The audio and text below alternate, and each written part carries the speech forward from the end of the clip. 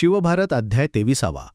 कवींद्र म्हणाला, नंतर ज्याच्या त्याच्या पटक्याने दोन्ही हात पाठीमागे बांधलेले, उन्हाने म्लानवैन बोडके, खाली मान घातलेले, खिन्न मनस्क असे शत्रूकडील सरदार आपल्या सैनिकांनी ओढून आणून आपणासमोर गोळा केलेले शिवाजीराजाने पाहिले.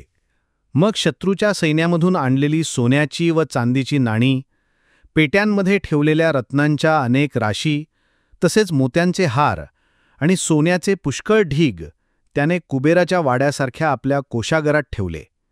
पंडित म्हणाले, पायदळासह असलेल्या या शिवाजीराजाने अलीशाहाचे ते सैन्य जावळीच्या अरण्यसागरात बुडवले, तोपर्यंत त्याचा सेनापती घोडदळासह कोठे बरे होता, आणि त्याने काय केले ते हे कवींद्रास सांग. कवींद्र म्हणाला, अफजलखान नामक दानवास म्हणजेच यवनास बळाने मारण्यास सज्ज होऊन शत्रुजिता शिवाजी जेव्हा जावळीकडे निघाला, तेव्हा त्याच्या आज्ञेने सेनापतीने त्वरित निघून शत्रूचे प्रांत हस्तगत केले आणि नगरे उद्ध्वस्त केली. इकडे ज्याने स्वामीकार्यामध्येच आपले प्राण वैचले, त्या वाई येथील गर्विष्ठ यवनाने म्हणजेच अफजलखानाने पाठवलेले आपले हित करणारे व महापराक्रमी असे सरदार शिवाजीचा देश क्रमाने आक्रमू लागले. जाधवाने सुपे प्रांत, पांड्याने शिरवळ, खराट्याने सासवड, हिलालाने पुणे प्रांत, हबशी सैफखानाने मराठ्यांनी व्यापलेले तळकोंकण यामध्ये शिरून निग्रहाने ते प्रांत घेतले. तेव्हा अफझलखानाच्या आज्ञेने युद्धपरायण शत्रूंनी देशाची केलेली दुर्दशा ऐकून युद्धोत्सुक, प्रख्यात, श्रीमान, स्वामीकार्यनिष्ठ, पराक्रमी, गरुडाप्रमाणे वेगवान असा शिवाजीचा सेनापती 7,000 घोडदळ तसेच पायदळ यांसह परतला आणि त्या पराक्रमी सरदारास जिंकण्याच्या इच्छेने शिवाजीच्या सुखसंपन्न म्हणजेच दुःखरहित देशात गेला. खराटे, पांढरे, अजिंक्य जाधवराव, हिलाल आणि सैफखान यास मी यमसदनास पाठवितो अशी आपल्या सेनापतीची प्रतिज्ञा ऐकून शिवाजीने स्वतः आपल्या दूतांकरवी त्यास त्वरित असे कळवले की अफजलखान नामक दुर्जय यवन दानव सैन्यासह तह करण्याच्या इच्छेने या जावळीस येत आहे. म्हणून त्या तहाचा निर्णय होईपर्यंत तू त्याच्या सैनिकांशी युद्ध करू नकोस, पण सज्ज मात्र राहा, आणि ज्या दिवशी त्याची व माझी भेट होईल त्याच दिवशी तू वाईस निस्संशयपणे जावेस. याप्रमाणे शिवाजीराजाने स्पष्ट आज्ञा केल्यामुळे पुढे शत्रूशी न लढता तो मध्येच राहिला. पुढे ज्या दिवशी शिवाजी आणि अफझलखान या दोघांमध्ये युद्ध झाले, त्याच्या पुढच्याच दिवशी सेनापती नेताजी पालकर हा वाईस आला. त्याने धरले नाहीत म्हणून ते मुसेखान प्रभृती दुर्जय यवन दाही दिशांस पळाले.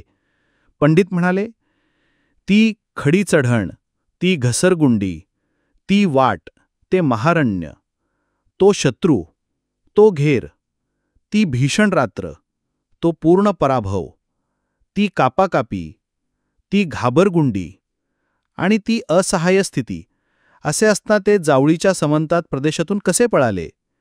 कवींद्र म्हणाला, त्या अफझलखानास शिवाजीने ठार केले असताना पळणाऱ्या यवनांना शिवाजीच्या पदातींनी चहूकडून घेरले. मुसेखान, हसन, याकूत आणि अंकुश या शत्रूंनी केलेला मोठा अपमान सहन झाला नाही. तिसऱ्या प्रहरी त्यांच्यात म्हणजेच मुसलमान आणि मराठे यांच्यामध्ये वर उडणाऱ्या व खाली पडणाऱ्या शस्त्रांच्या मोठ्या उत्पातामुळे भयंकर असा मोठा संग्राम झाला. तो डोंगराळ प्रदेश पदातींना अनुकूल पण घोडेस्वारांना प्रतिकूल होता, म्हणून त्या यवनांचा मोड होऊन ते भीतीसागरात मग्न झाले. एकमेकांची एकचित्त होऊन एकमेकांचे रक्षण करीत शत्रू अंगावर येईल या बुद्धीने दाही दिशास पाहत ते अतिधिप्पाड दानव म्हणजेच यवन, हत्ती, अतिसुंदर घोडे, अपार कोश म्हणजेच खजिना आणि प्रिय परिवारसुद्धा टाकून त्या युद्धातून पळाले.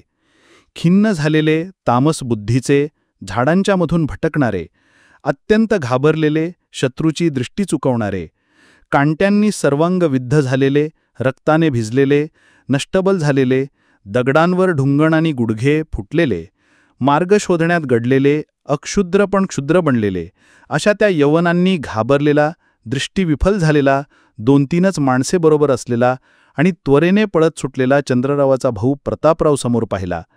तेव्हा सर्व सैनिक एकदम खवळून जाऊन याला मारलेच पाहिजे असे म्हणून त्यांस बोलले.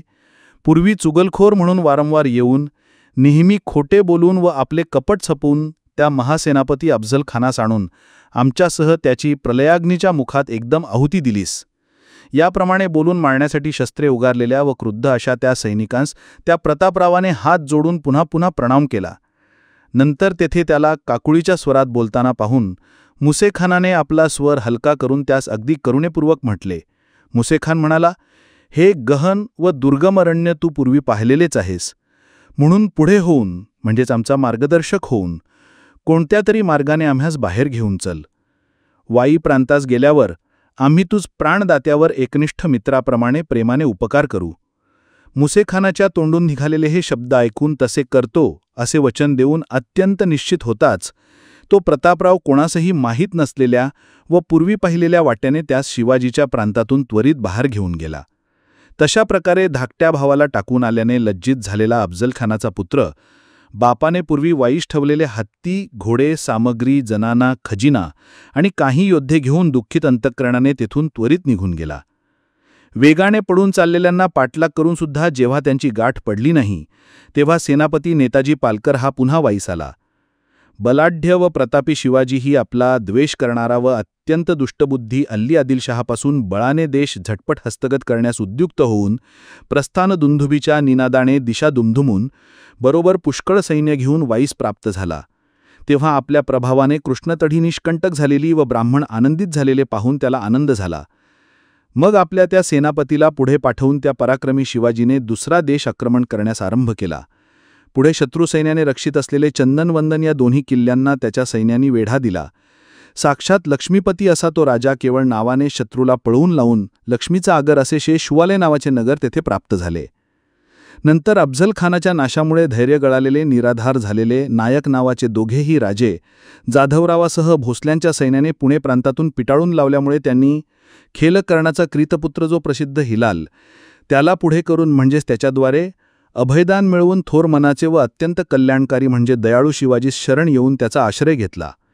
नजराणे अर्पण करून प्रणाम करणाऱ्या त्या बलवान पराक्रमी सरदारांना श्रीमान शिवाजीने आपलेपणाने संपत्ती देऊन समृद्ध केले. नंतर खटाव म्हणजेच खटवांक, मायणी म्हणजेच मायावनी, रामापूर, कलेढोण म्हणजेच कलधौत, वावे म्हणजेच बालक, हलजयंतिका म्हणजेच हलजयंती, अष्टी म्हणजेच अष्टी, अष्टे म्हणजेच अष्टम, वडगाव म्हणजेच वटग्राम, वेलापूर, औदुंबर म्हणजेच उदुंबरम, मसूर, कराड, सुपे, तांबे, पाली, नेरले, कामेरी, विसापूर, सावे, उरण, कोळे आणि कोल्हापूर या स्थळांवर बलवान वीराने सैन्यासह हल्ला करून त्यांच्यापासून पुष्कळ खंडणी घेतली आणि त्यांना अभय देऊन ती स्थळे आपल्या सत्तेखाली आणली. मग आपले सैन्य सभोवती योग्य रीतीने ठेवून त्या राजाने पन्हाळगडास अचानक वेढा दिला. गडास वेढा पडलेला पाहून गडकरी ताबडतोब तटावर चढून मेघांप्रमाणे गर्जना करू लागले. त्यांनी असंख्य शस्त्रांचा, प्रचंड दगडांचा व भयंकर उल्का बाणांचा म्हणजेच दारूचा शत्रूंवर पाऊस पाडला. तोफांच्या तोंडातून निघून पसरणाऱ्या धुरांच्या लोटांनी मेघांप्रमाणे आकाश अगदी आच्छादून टाकले. नुकत्याच उडवलेल्या सूर्यबिंबाप्रमाणे लाल अशा तोफांमधून सुटणाऱ्या लोहगोलांच्या वर्षावाने युद्धास आश्चर्यकारक शोभा प्राप्त झाली.